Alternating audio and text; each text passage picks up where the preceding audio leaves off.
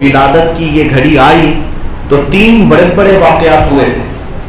3 बड़े वाकयात में क्या, एक किसरा बादशाह का जो महल था, आज भी वो मौजूद है इराक में, मदाइन शहर में, आज भी है, हमने देखा है वो महल जिसके बारे में बादशाह का चैलेंज था कि इसे हजारों लोग मिल करके भी हिला नहीं सकते, तोड़ नहीं सकते।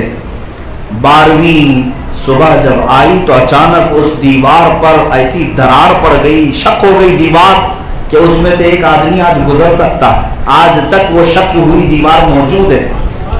महल वैसा ही है, दीवार फटी हुई है, हम उसमें से गुजर भी सकते हैं। उसके सारे चैलेंज चकाचूर हो गए, चकनाचूर हो गए, और वो फटी हुई दीवार आज भी है। क्यों शक हुई पता ही नहीं, पता नहीं। और उसके 14 कंगोरे गिर गए जो उसकी इज्जत के बाइस थे।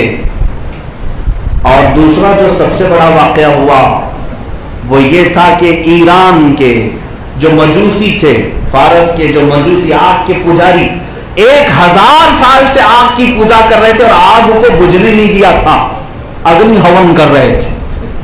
लेकिन 12 रबीउल अव्वल को अचानक वो आग बुझ गई। उस आग को 1000 साल तक बुझने नहीं दिया गया था।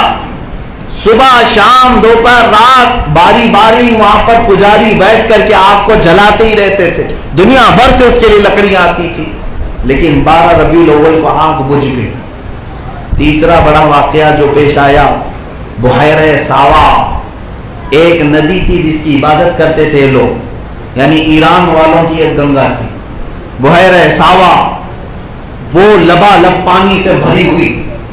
लेकिन 12 रबीउल अव्वल को देखा फारस के लोगों ने कि अचानक वो बुहैरा सावा खुश्क हो गई, कोई एक पानी का कतरा नहीं, पूरा दरिया खुश्क हो गया, कहीं कोई पानी नहीं है। ये 3 बड़े बड़े वाकयात जब पेश आए तो काहिनों को, नजूमियों को बुलाया गया और पूछा गया कि क्या हो गया, ये बादशाह के महल में दरार कैसी, ये जो आग 1000 साल से कभी नहीं बुझी थी ये कैसे बुझ गई, ये बुहैरा सावा सूख कैसे गया।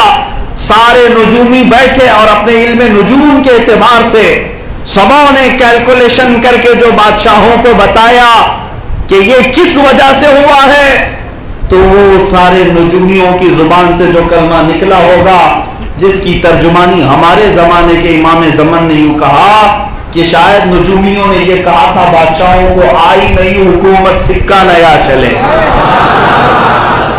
आई नई हुकूमत सिक्का नया चलेगा, आलम में रंग बदला सुबह शबे विलादत। अब बदला हुआ है।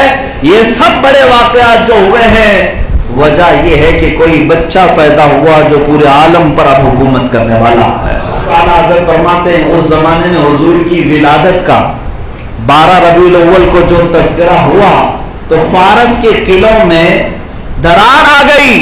और आज हम जिक्र मुस्तफा करेंगे, किस लिए, हश्र तक डालेंगे हम पैदाइश मौला की रूह मिसले फारस, यानी फारस की तरह नजद के किले गिराते जाएंगे।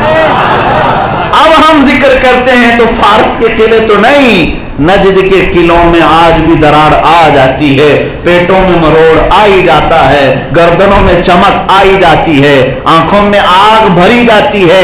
क्यों? इसलिए कि हम मुस्तफा करीम का। अस्सलामु अलैकुम वरहमतुल्लाहि वबरकातुहू। प्यारे दोस्तों और बुजुर्गों, अभी चंद दिनों के बाद ही जो है 12 रबीउल अव्वल आने वाला है। प्यारे आका सल्लल्लाहु अलैहि वसल्लम के मीलाद का दिन आने ही वाला है, और उसमें आशिकाने रसूल आका करीम से मोहब्बत करने वाले अपने अपने तौर पर मोहब्बत का इजहार करते हैं।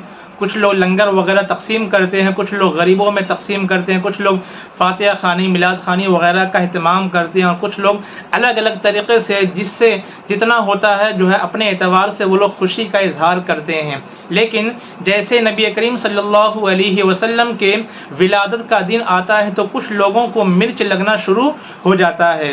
तो आइए हम तमाम लोग जानते हैं कि प्यारे आका सल्लल्लाहु अलैहि वसल्लम का जो मिलाद मनाते हैं, इस मिलाद की हकीकत क्या है और इसका सबूत क्या है, ये कहाँ से साबित है, ये सारी चीज़ें जो है अभी आपने मुफ्ती सलमान अज़हरी साहब की ज़बानी को सुन लिया है।